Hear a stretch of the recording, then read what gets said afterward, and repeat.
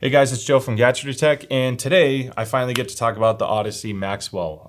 This is an exciting headset. There's been a lot of hype and interest on this. This was not sent to me for review. I purchased this on December 8th, in addition to requesting a media sample, but this one is one that I bought. It won't affect what I say about the review, but I do want to say that. Huge shout out to UPS for sending this to me early. I don't know who put it on a plane to get it out quicker, but it wasn't sent with priority shipping or anything from Audeze. That was standard ground, but it showed up 2 days early. So massive thanks to the UPS folks out there. The Xbox version at the time of this review is not available. It's okay, soon. Audeze is basically waiting on the approval process to get the transmitter certified and validated to work on Xbox. Xbox has a special communication chip to make it work on their platform. Basically, it's an encrypted signal, and without the certificate and all this fancy spancy tech talk, the transmitter won't have a negotiated connection to the console. So until that process happens and they have an Xbox licensed version, the only way that this one will work on Xbox is using the aux cable, but I will talk about that in a little bit. Now this is going to be a long review. I'll have chapters in the description below to save you some time. I already filmed this review once and I was half hour into filming and I wasn't even halfway done yet. So this is attempt 2. I'm not running on a lot of sleep. I've basically been testing and using this for days, but use the chapters if you only care about a particular part. Otherwise, I'm trying to condense a lot of information that'll help, hopefully, with your purchasing decision. So with that being said, let's dive in. So let's start with the basics. The unboxing experience is rather straightforward. You obviously get the headset. There's a transmitter presented nicely on top. Then you get the USB-C cable, the TRRS auxiliary cable, a nice USB-A to C adapter. So depending on what ports you have, the Xbox version will probably be similar. You get this nice little cord that helps keep the transmitter away from other stuff and also frees up the port space next to it. I do like the new dongle design. This is my favorite USB-C dongle I've seen so far because it has, the switch is really nice too.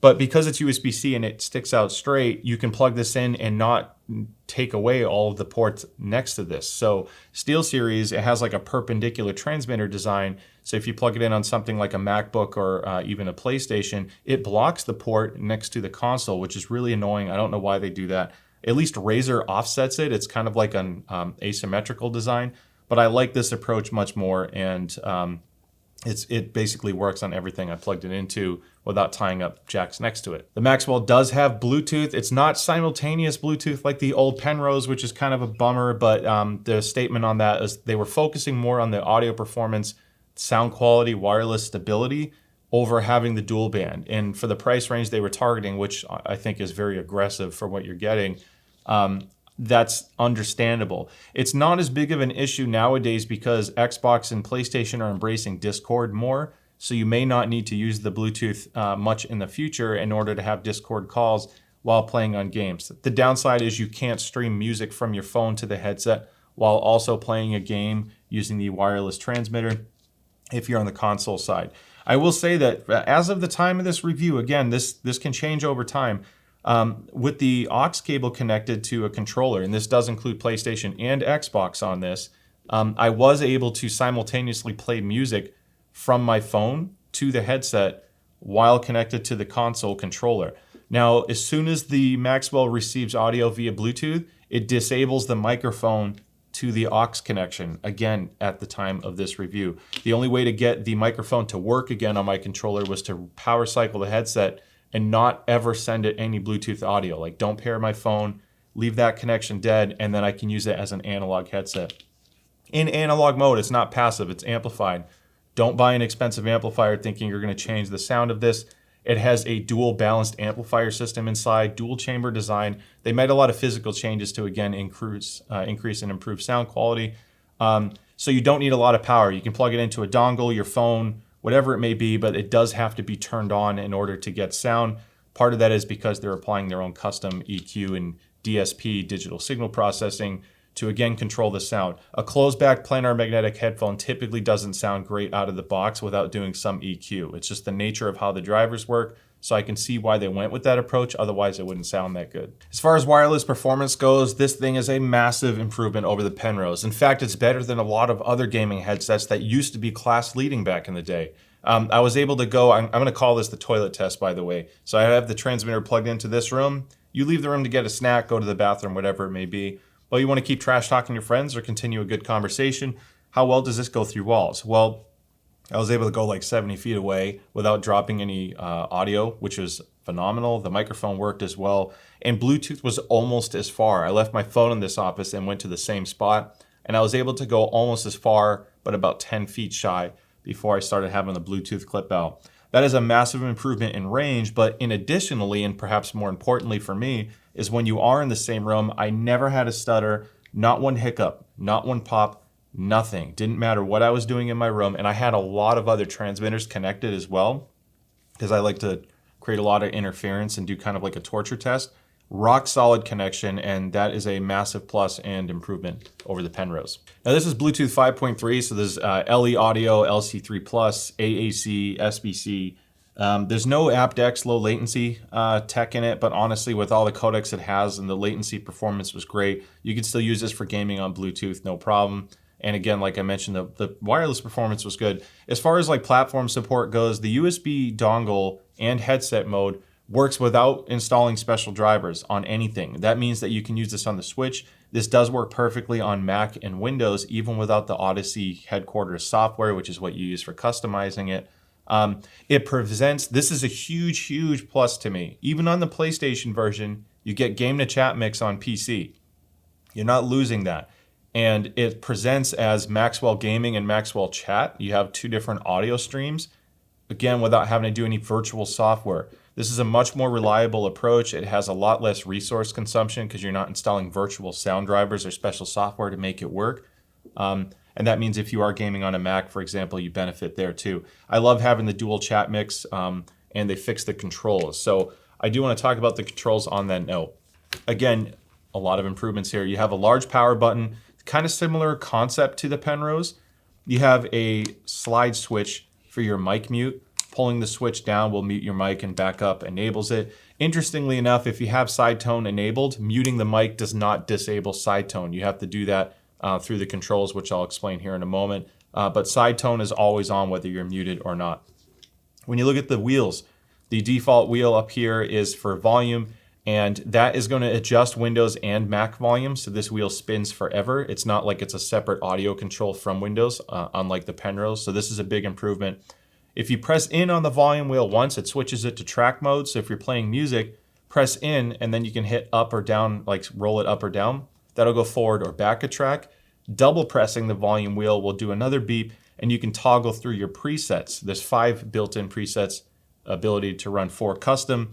And after letting that idle for a few seconds, it'll beep again, and now it's back in standard volume mode. So it always resorts back to volume adjustment. Game to chat mix. Again, default behavior is game to chat mix. Pressing in once is how you adjust your side tone volume. Double pressing is to enable or disable side tone. So if side tone is enabled and maxed out, you're going to hear some hiss. There's audible noise that comes from this headset because you're amplifying the microphone signal. If that hiss or noise is bothering you, just turn side tone down or disable it altogether. When you plug in the aux, it automatically switches. You'll hear a voice prompt that says aux. USB-C port, you can charge this and use this as a USB headset at the same time. It basically, because it turns into a USB headset, if this charge cable is plugged into a computer, you are now bypassing the wireless dongle. If you just plug this in for power, you can charge it and use it at the same time. This button right here, this is the audio filter, and filter is actually the name of a teleconference mic that they made last year, which won a lot of awards. It uses artificial intelligence to reduce and eliminate most background noise. I'll show you some cool things when I do the mic test, but you have the ability to have it off, low, or high. And this works on console. Again, you don't have to install special software. No NVIDIA Broadcast, no Sonar Clearcast or ClearChat. All of that is built into the headset, which means that console players can benefit from reduced background noise as well. So your friends and family will thank you. Now, Audeze raised the battery life at 80 hours in real world testing and my rundown tests, which is like 70% volume. You can expect, honestly, over 90 hours. It's pretty astonishing. And that's in mixed use. If you're using just Bluetooth, you can easily pass 100 hours. And it does do rapid charging. So if you're plugged in with USB-C, a 20-minute charge gets you basically 20 hours of battery life. It's 25% charge in only 20 minutes. So that's pretty remarkable as well. So long-term gaming shouldn't be an issue. The battery is an 1800 milliamp battery, which is about 2.5 times the battery capacity of the SteelSeries Nova Pro. So that explains why the battery life is so good, considering this is a powerful planar magnetic headphone, which usually needs a little bit more juice to power. Audeze does allow you to set auto power off if you're concerned with saving battery life from 5 minutes to never. But I noticed that if there is an active connection or Bluetooth connection, it doesn't ever shut off. It's only when it has no wireless connection detected that it starts that countdown. So it may not work exactly how you expect, but I just wanted to call that out. Now, Audeze took the feedback on build quality from the Penrose as well, because let's face it, the Penrose had some long-term durability issues. I've seen some pictures of them snapping prematurely. So that's not going to be the case with the Maxwell. It's a totally different design. You have a spring steel headband, aluminum fork, gratuitous use of metal, which is why this weighs an eye-watering 490 grams, built like a tank. I'll talk about comfort in a minute. You do have this suspension head strap, and this part's kind of interesting because it's not like a springy or stretchy head strap. It's fixed, and there's no telescoping yoke. So technically, this is kind of set up to be one height. Now, you can adjust the strap positioning with 3 notches to give you a little bit more height change. It really will come down to the size of your head on if this is going to fit you or not. But I do want to show you, if I can get a close-up of that strap, can you see those little screws? So those screws do not come out. You basically pull the strap off over it and then press it back on, and that's what holds it in. I don't know if we'll see different strap material down the road. Overall, it wasn't bad. It doesn't seem like a super premium strap, but because it's a suspension band, it still helps distribute the weight really well. The pads are incredibly soft and plush. The material does get a little warm and spicy, so if you are a sweater, this isn't using a hybrid pad or a sport fabric pad. This is going to have very consistent sound quality for most people. That's one of the benefits of leatherette, is you get the best possible sound performance typically. But it can get a little bit warm. The clamp force isn't that strong considering how heavy it is.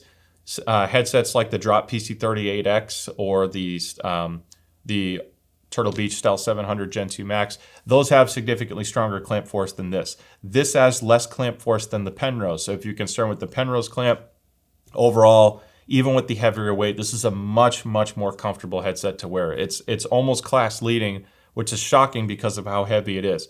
Now, I tested this for so many hours and effectively days straight now. I basically am doing the ultimate neck workout, I guess. A few hours of gaming or listening to music, you shouldn't really feel the weight too much. It didn't become an issue until I was wearing it for like 6 hours at a time. And even then, I didn't feel like an immediate pain. I was like, man, my head's a little sore. Could have just been from being up and working so much. But if you're supported and leaning back once in a while, giving your neck a break, I don't think it's going to be an issue. I've worn heavier headphones than this for long periods of time and was fine. So if you're concerned about the weight, it's really not hurting the comfort. It may come down to your neck strength or endurance, but you can still play on this for hours at a time. On the note of comfort, usually I have my glasses sitting there. I play with Gunnar glasses sometimes for the yellow light reduction, and glasses comfort is okay with this, just like the Penrose. The way the compliance is with this pad, you feel a little bit of pressure on thicker, larger frame glasses. If you have a really thin frame, it's not going to be as much of an issue, but overall it's okay. I feel like the SteelSeries Nova 7 and Nova Pros have better glasses comfort than this, but this wasn't unbearable. It just kind of depends on your glasses shape. Just showing you the pad compression test. It doesn't shrink much. You could see it kind of sandwich symmetrically down. Because the clamp force is rather light, you're not going to get too much compression or shrinking over the ear. So there's a lot of ear clearance to fit different size ears. Now, I didn't quite get the same exact pad dimensions that Audeze states on the site. They said it was 65 millimeters, which I did get on the height, so that's good there. They said it was a 50 millimeter width, which I didn't really get. I'm actually closer to about 47 millimeters. It cuts it close. You can see that on the inside of the pad, I'm really at about 46, 47 before you can feel a little bit of pressure. The big change, though, is the depth. They said it was a 30 millimeter pad depth, but I'm going to try the best I can, everyone, to get this on camera. I don't think that's going to be possible. But either way, on the thinner side, the shallower side of the pad, I'm getting closer to about 17 millimeters. If you go on here and go to the thickest possible point, even down here, even if you factor in that I have this little bump right there, the thickest part, I'm not even getting past 20 millimeters. So I guess I'll get 22 millimeters at peak depth, but nowhere close to the 30. My ears never touch the baffle. The baffle is relatively flat. There's no active noise cancellation on the Maxwell, so you don't have to worry about a mic bump or anything like that. So comfort is still excellent. I just don't think the pad dimension was quite right, especially on the depth. Just wanted to call that out. All right, now I'm talking in the Audeze Maxwell microphone. The microphone sounds really good. Like honestly, one of the better wireless microphones I've ever heard. It's noticeably better than things like the SteelSeries Nova Pro wireless, and I think it's definitely up there with the Corsair Virtuoso XT. But the difference is with this is you get a little bit more warmth to it, but you get that filter technology for noise rejection. So I have a barrage of audio generation stuff, and what's really cool about this is I'm all doing it with just what's built into the headset. There's no software. I just plugged it into my Mac, and that button for the noise filtration off, low, or high is designed to get rid of a lot of this background stuff. And let's face it, everyone has those friends where in between games you hear the keyboard typing, and right now the noise filter is off, just to let you know. So you get the keyboard typing. You get friends that are chomping chips into the mic, taking a drink. You hear someone is vacuuming in the background. All these are annoying things. So the filter technology is supposed to help greatly reduce all that. I'm going to show you a really cool audio test. Before I do that, I just want to say if you do like the content, don't forget to like and subscribe. I'd love to see you in the future videos. Shameless plug, but with that being said, let's get to the next part. All right, so I'm going to do a few tests with the noise filter on off, low, and high. On the low setting, I'm only going to do the keyboard and vacuum test, and on the high, I want to go through the barrage of other audio so you can hear the difference. So here's what it sounds like while I'm typing and talking. And I'm hitting the keyboard pretty hard. This isn't like normal typing. I'm going to turn the vacuum on. So that is with a lot of background noise happening while the filter is off. So I'm going to put the filter on low. Now my noise suppression is on low. And you can tell that my voice changes just slightly. There's a little bit more compression. But keyboard noise is reduced a little bit as well. Here's the vacuum. You can't even hear the vacuum. I'm talking now with the vacuum on and off. Okay, so already I can tell from what I'm seeing that's really cool. So I'm going to turn the filter on and let's go through the barrage of tests here. Noise suppression high. Basically nothing on the keyboard when I'm not talking. And if I am talking, this is what it sounds like with the keyboard noise in the background. I'm going to turn the vacuum on again. Now I'm talking with the vacuum on in the background. How is it doing at getting rid of that background noise? Now let's be that annoying friend that everyone has that likes to eat into the microphone. If you don't have any, you have good friends. I'm calling my buddies out if you're watching this. So taking a swig. It's refreshing. From what I can tell, it's not picking up any of that. Now let's eat an annoyingly loud, crunchy chip.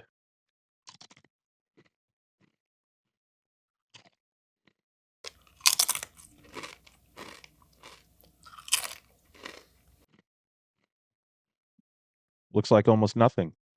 So you don't have to mute. You could talk to your buddies, but you can eat, drink, and type in peace. So I'm going to talk about sound quality, but I do want to show some objective stuff first. Now I measured this using a Gross clone. It's not a full-on B&K or Gross system that's $10,000 and up, but it's a pretty accurate rig, and it's what I use for benchmarking one headset to another. So just compare my measurements to my own measurements, for example.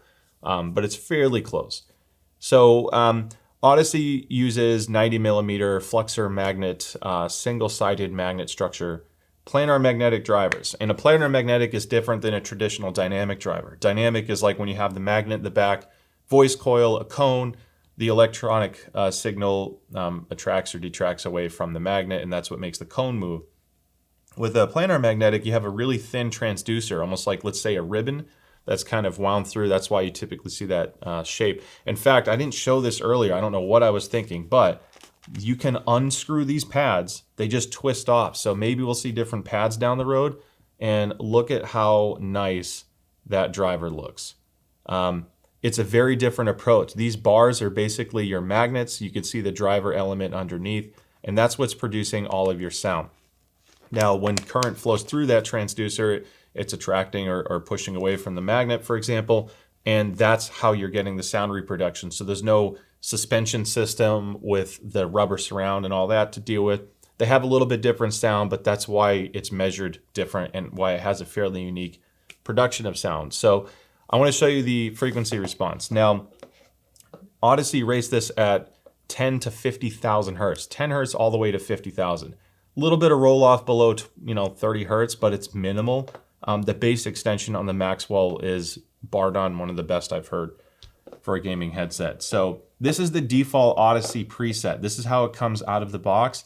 And a lot of people will like this preset, honestly. It's pretty easy to use and just go. So even if you just open this up, didn't touch a single thing and started playing, you're already getting a great sound signature. Now, if you enable treble boost is this green line here.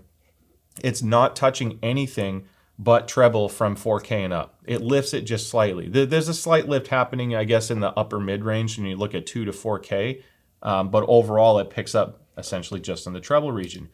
If you go to bass boost is this blue line. You could see that it measures the same treble-wise, but there's just an uptick in bass that basically it slowly kicks up around 200 hertz, let's say, and it's everything down. You're looking at, at 40 hertz is your biggest change, and you're going from here on my rig, it's like 89 to 92 and a half roughly.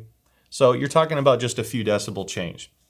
Now, when you go into what some of my favorite presets are, I do like the Audeze preset a lot, by the way, but the immersive one is basically like your bass and treble boost combined. So you get a little bit of an uptick in bass and you get a little bit of an uptick in treble. Now, when you look at the Harman curve, the Harman is like a target curve that after research is found that a lot of people like that sound signature.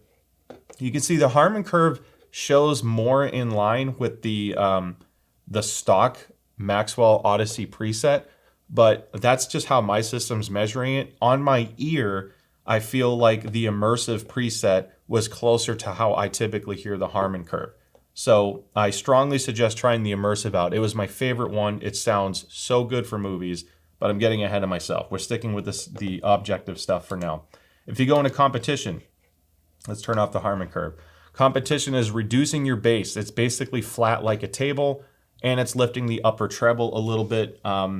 And I do like this preset a lot for FPS. I'll talk about that soon. If you look at the footsteps one, the footsteps one's kind of interesting. So there is a bump right where it should be in the bass region. I do like this bump. This actually lines up really well with Call of Duty, to be honest. This is pretty much tuned for Call of Duty out of the box. My problem is when you go from the 2 to 4K region, my ears are sensitive to that, and I find that this lift wasn't quite necessary for footsteps. The biggest benefit I got was here, and if anything, I would have reduced sub bass just a little bit more and not as aggressively bumped the upper mid-range and treble region. So custom EQ, I think, is going to be a little bit more competitive for FPS down the road, at least for me, because I can't listen to this preset as loud as a volume as I can with competition.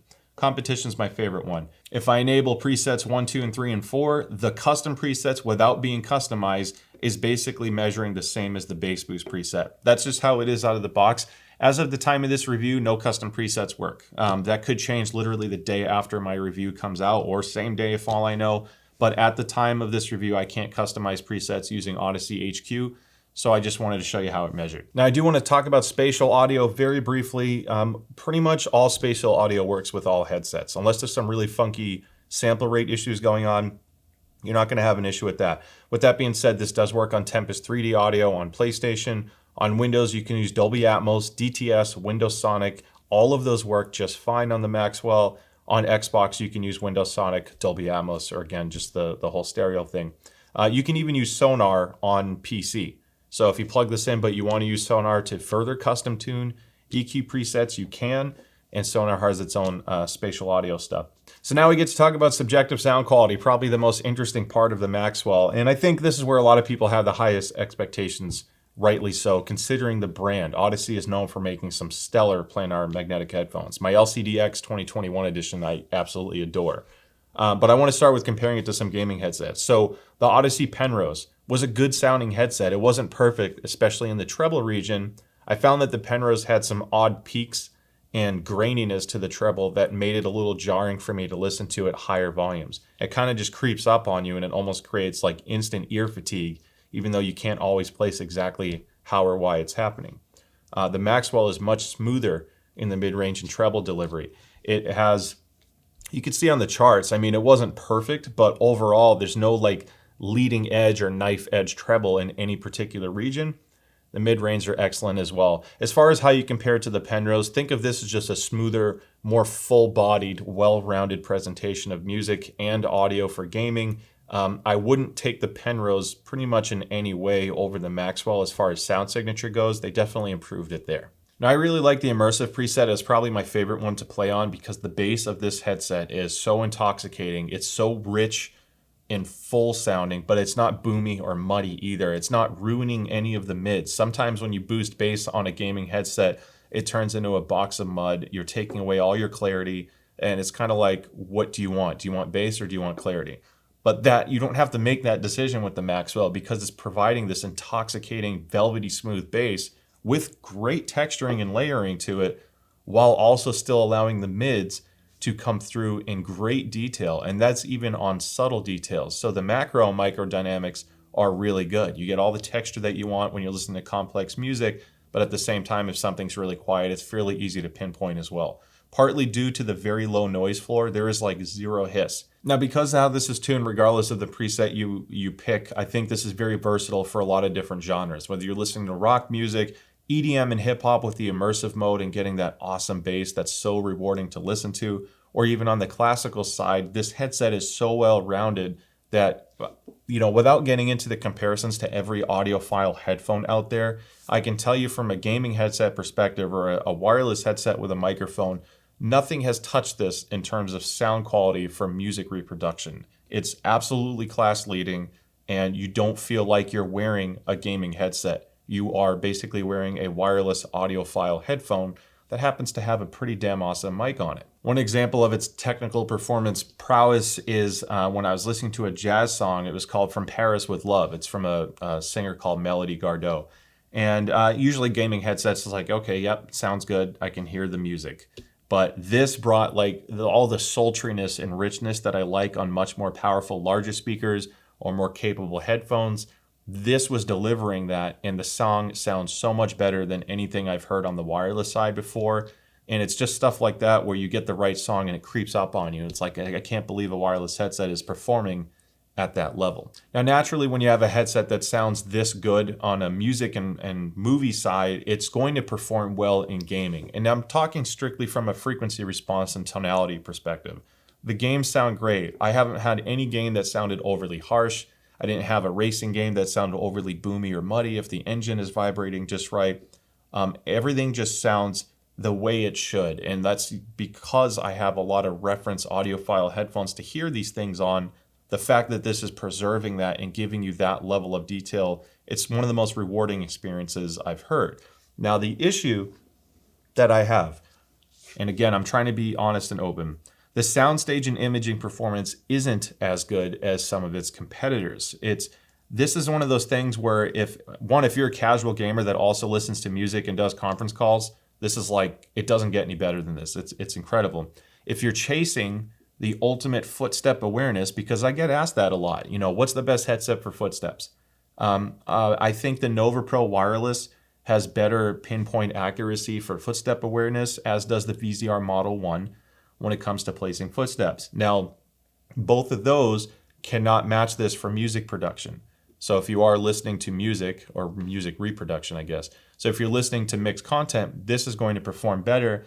However, the soundstage is not that wide on the Maxwell. It sounds a little bit closed off. And part of that has to do with the fact that it's a planar magnetic in a closed back shell. Planars typically like to breathe, and that's why the LCD, the GX, like the more expensive, like $900 gaming headset, that's an open back, and that's going to give you the soundstage that some people are really looking for.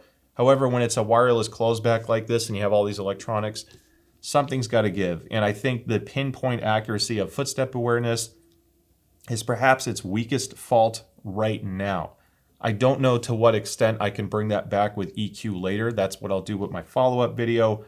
And I found that I was still competitive. I was playing Warzone, I was playing multiplayer, I was playing Apex, and I could still figure out where the footsteps were. I just didn't feel like it was a cheat code like a couple other headsets I've used that tend to excel in that area. So while not perfect, it's good, but I just want to preface this that don't expect this to be the footstep king as of right now. Now, if I had to nitpick one thing with the audio performance, just something that stood out is I felt like there was a really slight channel mismatch issue in the like upper bass, lower mid-range region. I listened to a lot of the same tracks critically, including like stereo panning and spatial audio and all that stuff, because I want to hear every single thing and how it compares to others. I mean, I spend like hours listening to the same thing over and over.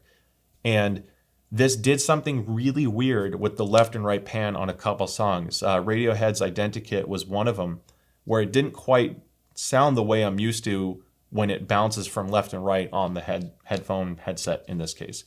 And I measured it, and it did measure slightly off. I had like a 3 or 4 decibel dip in a certain frequency band. I'll show a picture of it that kind of backed up what I heard. Now, I listen to it before I measure. I measure last, and because I want to get my experience without tainting my opinion. So it was kind of odd. I don't know if that's specific to my unit or a DSP issue or something that could change down the road. They could literally do a firmware update tomorrow because they identified some weird bug that happened. It's not terrible. Again, a few decibels in a very small window of frequency response isn't noticeable to a lot of people, but it's one of those things where if I notice it, I'm going to say it in the review. I'm sounding overly critical because this is so good at everything. I don't want it to be a video where this is amazing in every single thing and it's without fault. Everything has a pro and con. And I think that little soundstage issue and the slight channel imbalance was the only thing that stood out to me that I would love to improve on just slightly. So what would a review be without comparing it to some big competitors? Now, I kind of alluded to some of this before, so I'm going to keep it brief. I think the Nova Pro is still an exceptional product at $350. I think for less money, Audeze is delivering a better sounding headphone. If you have a Nova Pro wireless already and you're always chasing the latest and greatest best sounding tech and you're concerned with just footstep performance alone, and just, I'm being honest, upgrading from the Nova Pro to the Maxwell isn't going to give you better footstep positional awareness, purely on that regard. Where it is more rewarding is if you find your Nova Pro lacking the dynamics, the immersion in games, the explosiveness, the richness with certain music, it just kind of sounds flat or dull to you. That's where the Maxwell is a step up. It is noticeably better from a technical performance standpoint, even being less money. Now, the Nova Pro Wireless has simultaneous Bluetooth, hot swap battery, full dual console support, so PlayStation and Xbox if you buy that version. So it's not a bad headset. It has ANC. The comfort is a big question mark depending on if you can deal with that mic bump or not. It's not bad. I think if anything on a wireless side, it's the closest competitor, but there's trade-offs to both. Astro A50. I think Logitech Astro did a silent revision because I just bought this a few weeks ago to kind of get a fresh perspective on it again, and it sounds absolutely terrible. I think they changed the drivers and didn't say anything. It also is built terribly. You can see that all I did was push down and the headband pops off. That pops off every time I put it on my head, and it's 2 weeks old. For $300, lacking Bluetooth, having less than adequate battery life, questionable build quality, poor sound quality, etc. Even the microphone's worse. I don't see the Astro A50 as being a worthy option to consider when you have these two models available. The only thing I'll say though, the Astro A50 is great for long-term listening because the pads are really soft and they breathe better. These get a little bit spicier because they're leatherette, obviously, but for long-term comfort, that's about the only thing the Astro has as an advantage. Everything else is outclassed by a great amount. The Penrose, I kind of covered in more depth. The Penrose has a stronger clamp force. I don't think the sound quality is good. Wireless performance isn't as good. I'm not going to sit here and make it sound like I'm roasting the Penrose. This came out years ago. Audeze learned a lot from the Penrose based off feedback and other technical advancements, and that's what you're getting with the Maxwell. So as of right now, yes, in basically every single way aside from simultaneous Bluetooth, the Maxwell is a big upgrade over the Penrose, and it's an easy upgrade path for me. I would strongly consider that over the Penrose. Then we get into analog headsets. The VZR Model 1, the undisputed, right now to me, footstep king. And you have some of the classics like the Drop PC38X, and a new classic to me is the H6 Pro. If you're already into just FPS, you're okay with being plugged in, you're okay with maybe investing in a better amp because this is just an analog headset for $350. There's no DAC included, no wireless, no Bluetooth, etc. The pure advantage to this is Soundstage and imaging performance. So if that's all you want, yes, the Model 1's going to excel there. However, from a music and technicality standpoint, the Maxwell sounds noticeably better in music. The tonality and timbre of this headset is much better than pretty much anything else here. If I was just jamming out all day and then I wanted to switch to a game later, the Maxwell is my pick. All right, you made it to the end of the review and we're at the final thoughts part. And I do want to say that even though I picked out a couple little things that aren't perfect, I think the Maxwell is an absolutely mind-boggling wireless gaming headset at this price. Truth be told, I'm not trying to get them to increase the price. I think this could have been sold for more money. If you think of the sound performance you're getting at $300 to $330 and compare it to competitors from $350 to $500, this absolutely blows the doors off of those. They just sound so good. I think Audeze knew they had a diamond in their hands and they got a little excited, to be honest. I think they announced it too soon. I think the fact that they're announcing custom EQ when the custom EQ doesn't work in the software right now. They announced that you can custom EQ the microphone. That doesn't work. There's no iOS app. There's no Android app yet. There's some things missing. However, thankfully, it's so good out of the box that I'm not feeling like I'm missing out yet. I'm perfectly happy just plugging in and go. A lot of times I'm so busy, I don't mess with that anyway. I just plug it in because I want to play with my buddies. And this gets you in such a good starting point out of the box. So this is one of those things where there's been some headsets that I think they get better over time. And this is certainly the case, but the starting point is so great that I'm okay with, not knowing when certain things are going to get better. I really think Audeze knocked it out of the park with the Maxwell. It's only going to get better. At least my expectations are that. And I finally found a headset that I can replace my Virtuoso XT with that I use during the day for conference calls, because my criteria for that has to be comfortable. I need a really stable wireless connection. I don't want to have cutouts when I'm in my meetings. And I want the microphone to sound good when I talk, because to me it sounds more professional when you're in large meetings. So the Maxwell is going to deliver all that for me now. And when I'm not in a conference call and I'm listening to music, I'm going to be rewarded with such a much better listening experience. The Maxwell truly is my favorite wireless gaming headset I've ever used. I think they did a great job, and it's only going to get better. So the hype was justified. It's not perfect, especially if you're an FPS player, but it's pretty damn good. So with that being said, thank you so much for making it to the end. I really hope you found the review helpful. Don't forget to like and subscribe, and I can't wait to see you at the next video. Bye.